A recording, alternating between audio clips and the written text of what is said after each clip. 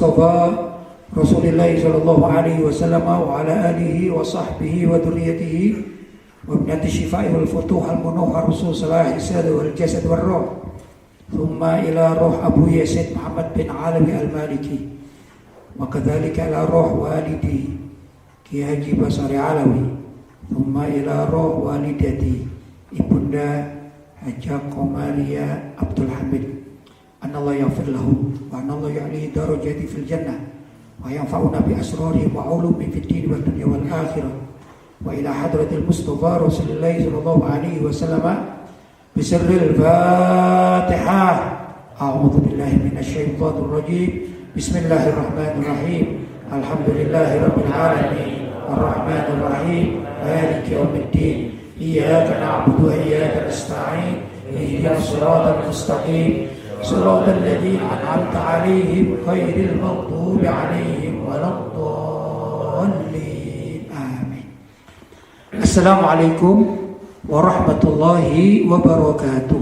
Waalaikumsalam warahmatullahi wabarakatuh. Alhamdulillah. Wassalatu wassalamu ala Rasulillah Sayyidina Muhammad ibn Abdillah wa ala alihi wa sahbihi wa man wala wala haula wala quwata illa billah, amma ba'd. Ikhwani rahimakumullah, para santri Ribat Al-Murtadha yang mudah-mudahan dicintai oleh Allah dan Rasulullah sallallahu alaihi wasallam. Amin. Dan juga umat Islam di mana saja berada. Saat ini kita dalam keadaan ada satu musibah di dunia ini, yaitu adanya virus corona, dan kita dianjurkan oleh pemerintah untuk menetap di rumah kita, di tempat kita masing-masing. Namun untuk mengisi dan kita tetap bisa memohon kepada Allah agar Allah meringankan beban umat Islam ini, sehingga kita tetap diperintahkan untuk sholat berjamaah.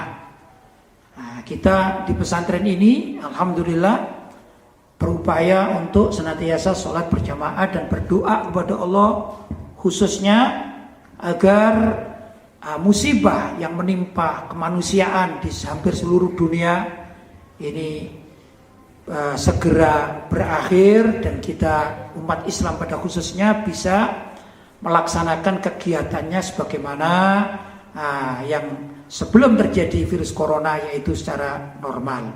Itu harapan kita. Namun dalam keadaan berkabung semacam demikian ini, dan juga saya pribadi baru saja mendapatkan cobaan dari Allah, yaitu musibah ayahanda yang tercinta Ki Haji Basari Alawi telah dipanggil kepada Allah, oleh Allah Subhanahu wa taala, dan kami dari keluarga tentu tidak ingin berkesedihan yang berlarut-larut. Sedangkan untuk saya pribadi, yang bisa menghibur saya tiada lain adalah majelis taklim.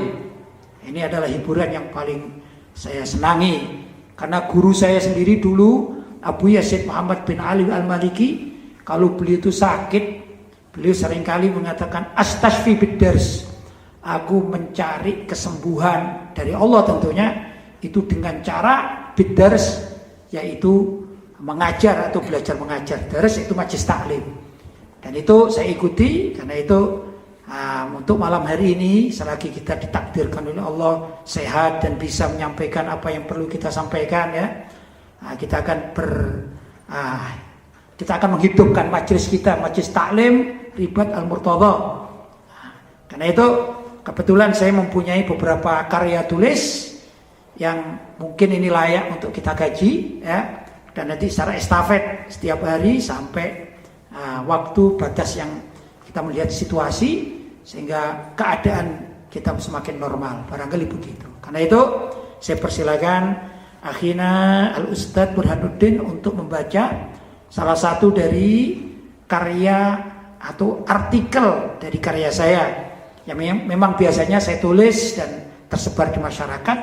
Maka ini ada beberapa karya yang dipilih oleh kawan-kawan senior atau khususnya dari para guru, akan dibacakan. Nanti kita akan ulas di sini, mudah-mudahan menjadi satu pembahasan yang baik yang bisa mengingatkan kita kepada Allah SWT, menjadikan kita semakin cinta pada Rasulullah SAW, dan juga menggairahkan kita untuk senantiasa berpegang teguh dengan syariat ajaran Islam. Saya persilakan. Bismillahirrahmanirrahim. Alhamdulillahirabbil alamin, wassalatu wassalamu ala asyrafil anbiya wal mursalin sayyidina Muhammadin wa ala alihi wa sahbihi ajma'in. Amma ba'd. Cara Allah mencintai hambanya, karya Kiai Haji Lutfi Basari. Sungguh beruntung menjadi seorang hamba yang beriman dan selalu rajin beribadah demi mendekatkan diri kepada Allah. Karena Allah akan segera merespon hambanya yang lebih mendahulukan kemaslahatan akhirat. Jauh lebih baik dibanding respon terhadap orang-orang berebut kenikmatan dunia, apalagi jika sampai melalaikan kewajiban agamanya. Maksudnya begini, Allah SWT itu senantiasa mencintai hambanya yang memang ahli beribadah. Ya. Kalau kita semakin hari semakin rajin beribadah, orientasi pemikiran kita adalah akhirat, maka Allah akan memberi banyak kepada kita. Kenikmatan dunia itu akan ikut bila mana kita ini mendahulukan kehidupan akhirat, mempersiapkan kehidupan akhirat. Kadang-kadang di antara manusia atau orang-orang itu kan ada ya.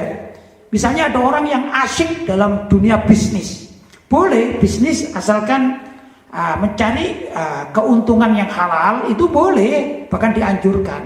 Tapi jangan sampai larut untuk mencari dunia sehingga urusan akhirat ditinggalkan. Kadang ada orang yang mencari harta, mulai pagi, berangkat pagi, pulang sampai malam, tapi tidak sholat dia. Sayang gitu. Karena apa? Sebenarnya rezeki itu sudah dibagi oleh Allah SWT. Ada orang yang mencari harta, pagi siang malam, dia tidak dapat apa-apa. Kalaupun misalnya ada bayaran ya dari suatu instansi, itu belum tentu menjadi hak miliknya. Misalnya ada orang yang sudah aktif dengan janji 1 bulan itu dapat 10 juta misalnya ya honornya, tapi setiap kali dia ini dapat honor, ya naudzubillah misalnya dirampok sama orang, kan bukan jadi haknya, atau hilang atau apa saja. Tapi kadang-kadang tidak begitu. Ada orang yang orientasi pemikirannya itu akhirat ya, bukan berarti tidak bekerja, ya bekerja, tapi tidak dijadikan pekerjaan itu memakan waktu hidupnya, sehingga dia tetap beribadah, dia tetap mengaji, tetap memperbanyak amalan-amalan sunnah dan lain sebagainya. Ternyata Allah memberikan suatu rezeki min haitsu la yahtasib, dari sekira dia tidak menyangka-nyangka. Mungkin ada orang langsung memberi, ada orang datang memberikan beras atau apa saja yang orang tersebut tidak menyangka. Itu sebenarnya adalah nadroh minallah, karena Allah memandang dirinya, memperhatikan dirinya, sehingga apa yang dilakukan oleh si hamba yang rajin beribadah ini direspon dengan cepat oleh Allah Subhanahu wa taala. Silakan. Allah selalu dekat dengan para hambanya yang berusaha mendekatkan diri kepada Allah. Bahkan diibaratkan, jika seorang hamba mendatangi Allah dengan cara berjalan, maka Allah akan mendatangi hamba tersebut dengan berlari. Maksudnya bahwa Allah lebih dahulu merespon para hambanya yang masih sebatas berniat ingin mendekatkan diri kepada Allah dengan memberikan pahala niatnya itu, dibanding upaya si hamba sendiri dalam melaksanakan niatnya tersebut. Ya, gambarnya begini. Kalau kita niat berbuat baik ya, sebelum kita melakukan kebaikan yang kita niati, itu Allah sudah memberikan pahala. Karena Allah merespon lebih cepat dari apa yang kita lakukan. Misalnya niat ini, misalnya saya punya uang sekarang, sebut saja 1 juta. Saya berniat, nanti kalau saya keluar, maka uang 1 juta ini akan saya sedekahkan atau saya salurkan ke masjid misalnya ya. Mau sedekah, ini kan ada kotak apa namanya? Kotak amal itu ya. Mau saya masukkan di sana. Itu saya belum berangkat dari rumah, uang masih di saku saya ada niat. Kan belum saya kerjakan itu ya. Itu Allah sudah memberikan pahala. Bayangkan saja. Kalau kita sudah memasukkan uang tersebut ke kotak amal, itu pahalanya ditambah bahwa kita sudah mengamalkan suatu amalan yang lain, yaitu memasukkan uang di tempat sedekah itu, ditambah pahalanya niat tadi itu. Karena itu dikatakan andai kata kita melangkah satu langkah, maka Allah akan melangkah lebih jauh kepada kita, mendekat kepada kita. Gambarannya begitu. Ya, luar biasa ini. Itu kecintaan Allah kepada hambanya yang benar-benar ingin mendekatkan diri kepada Allah. Silakan. Di antara beberapa cara Allah dalam merespon para hambanya yang ingin mendekatkan diri kepadanya, pertama, kedekatan karena terkabulnya doa, yaitu firman Allah Subhanahu wa taala yang artinya, "Dan apabila hamba-hambaku bertanya kepadamu wahai Muhammad tentang aku, maka jawablah bahwasanya aku adalah dekat. Aku mengabulkan permohonan yang berdoa apabila mereka memohon kepadaku." Surat Al-Baqarah ayat 186. Ya, kedekatan Allah di sini banyak macamnya ya. Antara lain Allah mengabulkan doa hambanya ya, yang mendekatkan diri kepada Allah Subhanahu wa taala. Karena kita ini berdoa, kan tidak tahu kita ini berdoa ya. Sering kita doa tapi kenapa nggak dikabulkan itu? Kenapa? Karena rasa kedekatan kita kepada Allah tidak ada. Kita cuma doa hafal. Tapi karena rasa diri nggak dekat dengan Allah, tidak kita berusaha untuk bagaimana caranya doa kita diterima, ya akhirnya kok doanya kita sudah lama nggak diterima-terima itu. Perasaan kita kan begitu ya. Nah, sesungguhnya Allah SWT tidak begitu. Allah itu dekat dengan hambanya asalkan si hamba ini mau mendekat kepadanya. Jadi kalau berdoa yang serius, berdoa yang benar, dengan niatan yang tulus, ikhlas, seakan-akan kita benar-benar menghadap kepada Allah SWT. Tapi kalau doanya salah-salah, kadang-kadang kan begitu ya, ada orang menghafalkan doa atau membaca doa, berdoa, Bismillahirrahmanirrahim, misalnya, Allahumma rzuqni, ya Allah marzukni ilman nafi'ah, itu kan doa, ya Allah berilah kami ilmu yang manfaat. Tapi hatinya kemana-mana. Misalnya sambil menengok, tidak serius ini. Allah marzukni ilman nafi'ah. Kalau tanya dia apa? Tidak, saya cuma hafal saja. Gitu. Ya, ini tentu berbeda dengan orang yang kalau berdoa kepada Allah hatinya hadir. Ya, hatinya hadir di hadapan Allah Subhanahu wa taala. Hadir betul, ya Allah. Aku ini benar-benar menghadap Allah, kemudian berdoa, Allah marzukni ilman nafi'ah. Misalnya, ya Allah berilah aku ilmu yang manfaat. Ini berbeda. Ya, untuk bagaimana Allah itu bisa merespon atau mengabulkan berbeda. Artinya orang yang berdoa kepada Allah, yang Allah sendiri mengatakan aku ini dekat dengan hambaku, maka si hamba tersebut juga harus merasa dekat kepada Allah Subhanahu wa ta'ala ya. Wa idza sa'alaka ibadi anni fa inni qarib. Apabila hambaku itu bertanya kepadaku ya tentang diriku, yaitu Allah SWT, fa inni qarib, aku itu dekat. Jadi Allah mengatakan fa inni qarib, aku itu dekat dengan hambaku. Ya. Fa inni qarib, terus ujibu da'watad da'i idza da'ani, aku akan mengabulkan doanya orang yang memohon kepadaku. Idza da'ani falyastajibu li wal yu'minu bi la'allahum yarsudun. Karena itu mereka hendaklah berdoa kepada aku, memohon kepada aku, tapi dengan hati yang hadir. Utamanya begitu. Ya, tapi kalau hatinya nggak hadir, ya susah untuk diijabahi oleh Allah SWT. Termasuk hati yang hadir adalah menjaga dari makanan yang haram, tidak banyak berbuat hal-hal yang dimurkai oleh Allah. Maka insya Allah doa itu akan tembus dan akan segera diijabahi oleh Allah SWT. Kedua, kedekatan perlindungan, yaitu firman Allah Subhanahu wa taala yang artinya, dan kami lebih dekat kepadanya daripada urat leher mereka. Ya, ini dikatakan kedekatan bukan kedekatan tempat ya, tapi kedekatan maknawiyah ya. Apa namanya? Allah SWT itu lebih dekat min hablil warid ya, dari apa namanya? Dari urat leher kan. Urat leher kan di dalam sini kan ya. Itu Allah lebih dekat, bukan berarti Allah naudzubillah dianggap berada di sini, enggak. Tapi kedekatan respon Allah itu ya, itu lebih dekat, bahkan dari urat nadi pun lebih dekat. Maksudnya apa yang kita sampaikan kepada Allah akan segera direspon. Begitu kalau kita cara menyampaikan dengan baik dan benar sesuai dengan tata syariat ya. Begitu. Ya, lanjut. Ketiga, kedekatan karunia, yaitu firman Allah Subhanahu wa taala yang artinya, dan kami lebih dekat kepadanya daripada kamu. Ya, maksudnya Allah SWT itu kan memberi kurnia atau karunia yang banyak kepada orang-orang yang berbuat baik. Karunia itu pemberian-pemberian ya.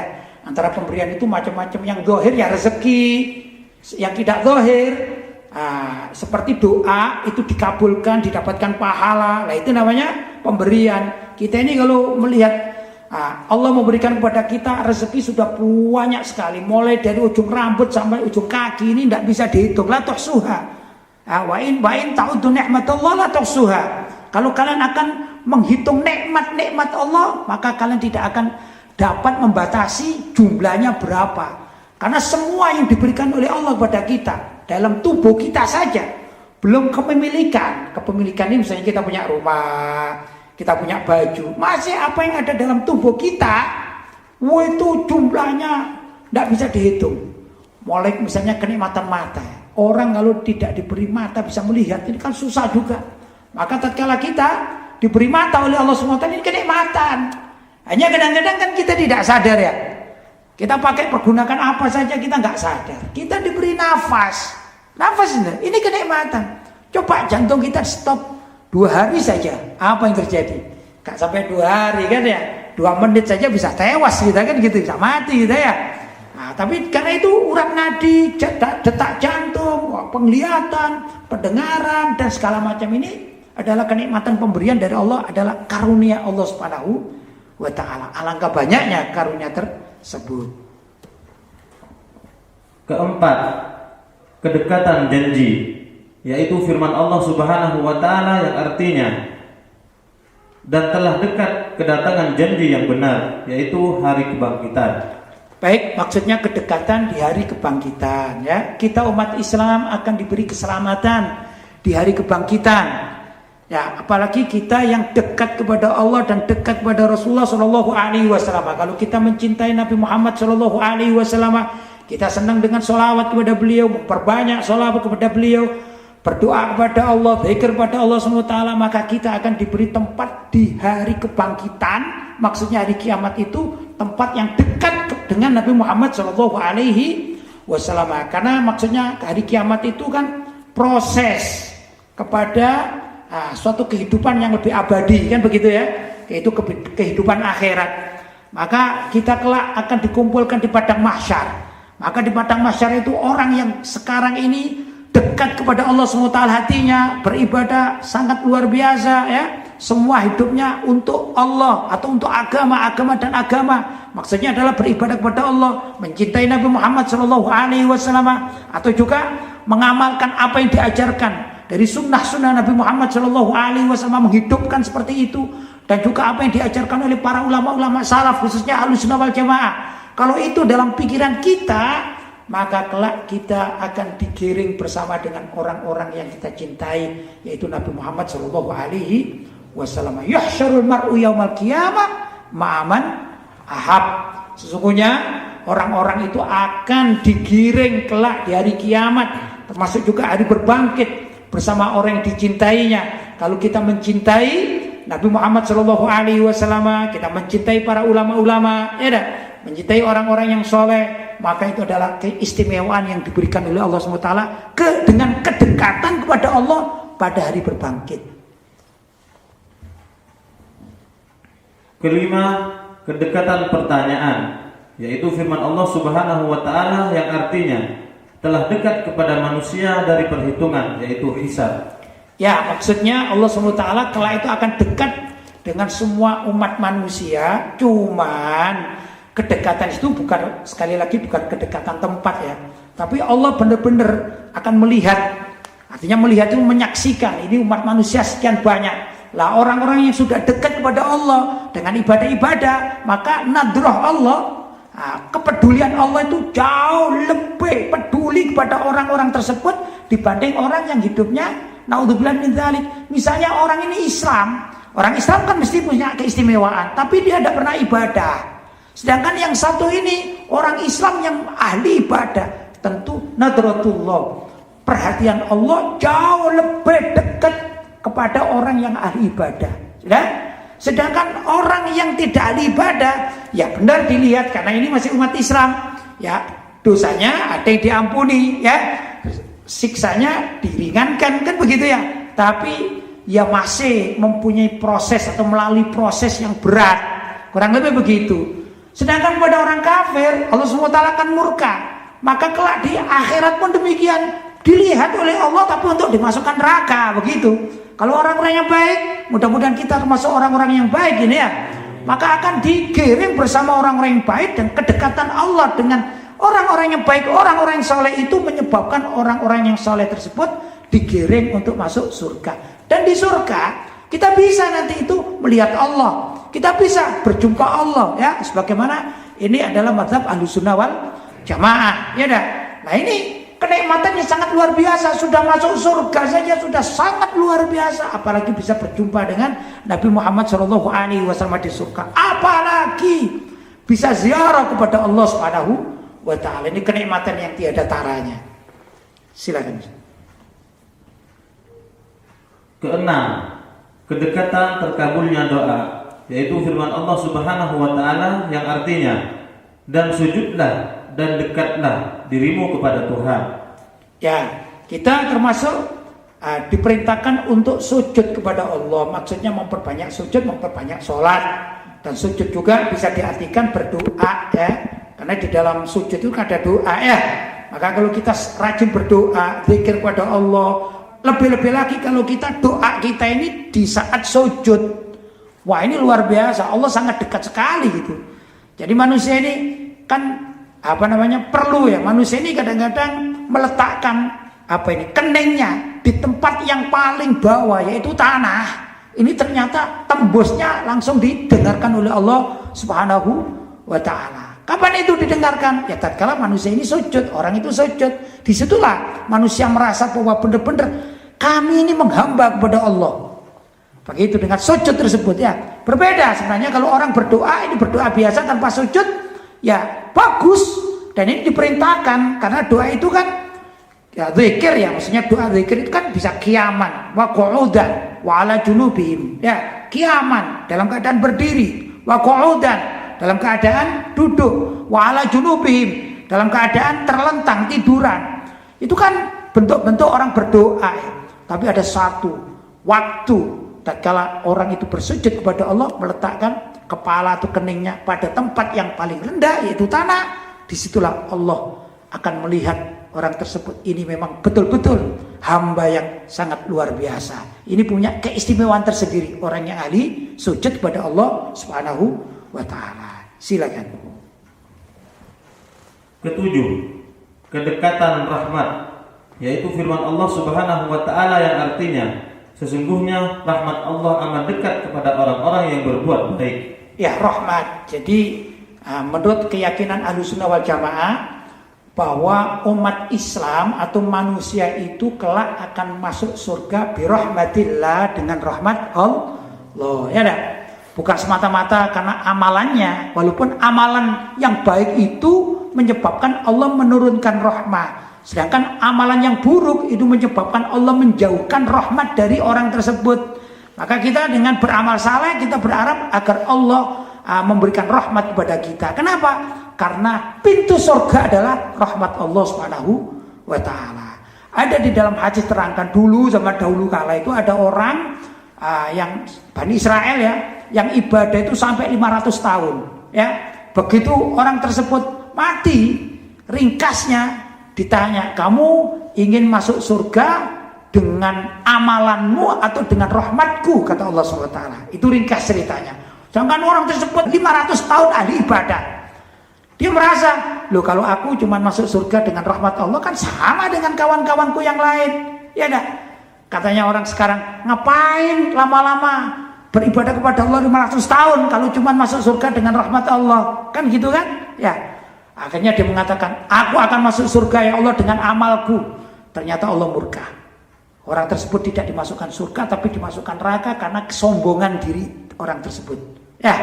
Nah, karena itu kita bermohon kepada Allah agar kita bisa masuk surga sesuai dengan keinginan kita, bisa berjumpa dengan Nabi Muhammad SAW, bisa ziarah kepada Allah SWT, agar di situ masuk surganya dengan apa? Rahmat. Di sini letak kita berharap, ya Allah berilah aku rahmat, ya, berilah kami ini rahmat-Mu ya Allah, agar kami bisa masuk surga dan berjumpa dengan Nabi-Mu dan berjumpa dengan-Mu ya Allah, birahmatillah, dengan rahmat Allah Subhanahu wa ta'ala. Kedelapan, kedekatan kiamat, yaitu firman Allah Subhanahu wa ta'ala yang artinya telah dekat datangnya saat itu dan bulan telah terbelah. Ya, ini maksudnya kedekatan hari kiamat, maksudnya di zaman Nabi saja itu sudah dikatakan hari akhir, karena itu dikatakan Nabi akhiruz zaman, Nabi akhir zaman, apalagi kita zamannya, ya dah. Kalau Rasulullah Shallallahu Alaihi Wasallam bisa dikatakan berapa tahun yang lampau itu beliau, kehidupan beliau 1440 tahun yang lampau, kurang lebih begitu, ya dah. Itu aja sudah dikatakan Nabi akhir zaman, apalagi kita kan, ya dah.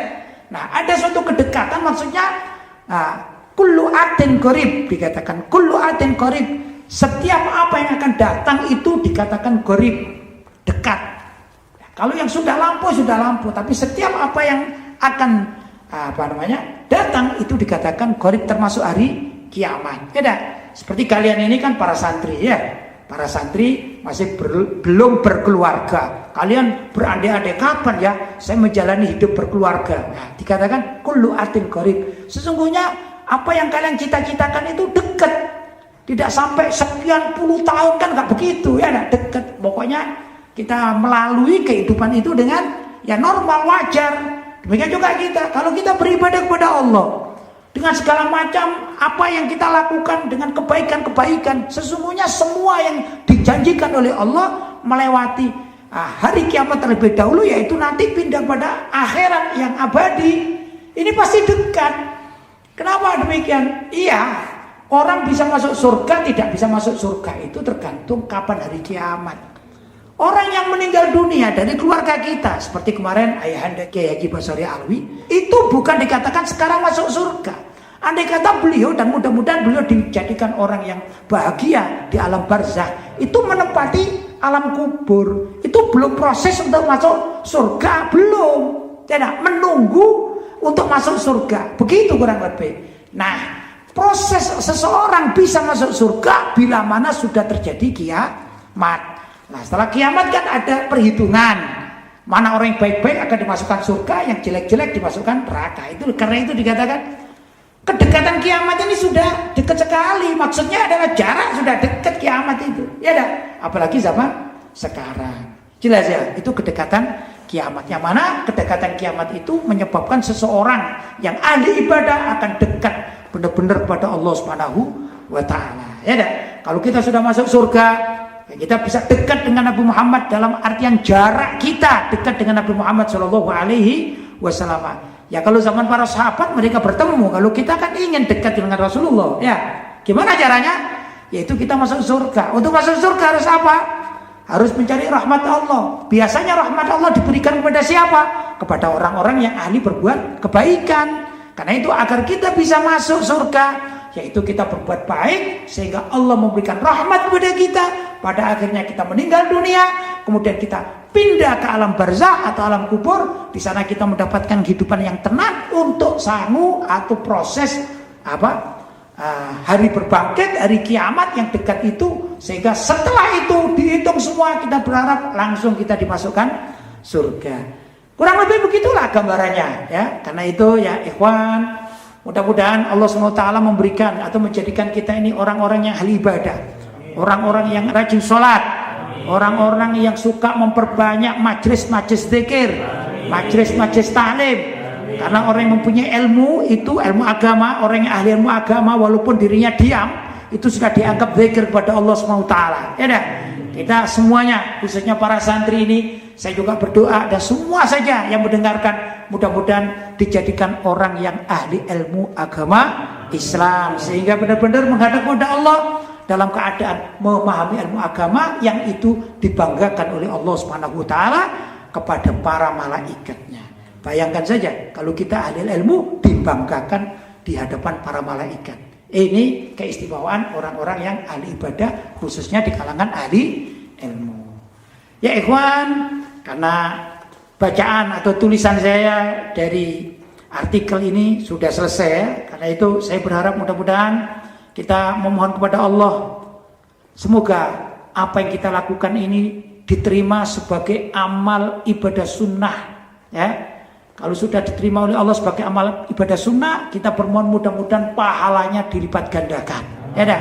Apalagi kita juga kegiatan semacam demikian, ya ini juga kita niati termasuk akan menjelang Ramadan, sehingga kita benar-benar enak kalau nanti Ramadan kita sudah terbiasa mengaji semacam demikian ini, betul kan? Nah, itu saja. Nah, sekali lagi mudah-mudahan ada manfaatnya. Hadza ma aqulu lakum wal afu minkum. Wassalamualaikum warahmatullahi wabarakatuh. Waalaikumsalam warahmatullahi wabarakatuh.